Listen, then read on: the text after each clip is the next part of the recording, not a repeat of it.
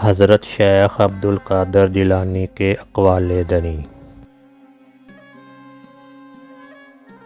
وہ کیا ہی بد نصیب انسان ہے جس کے دل میں اللہ تعالیٰ نے جانداروں پر رحم کرنے کی عادت پیدا نہیں کی،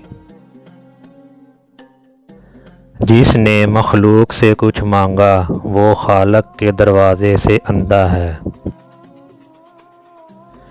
تیرے سب سے بڑے دشمن تیرے برے ہم نشین ہیں۔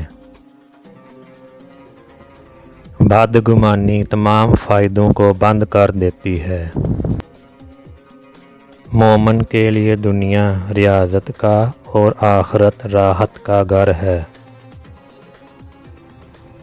وہ رزق کی فراخی جس پر شکر نہ ہو اور معاش کی تنگی جس پر صبر نہ ہو فتنہ بن جاتی ہے۔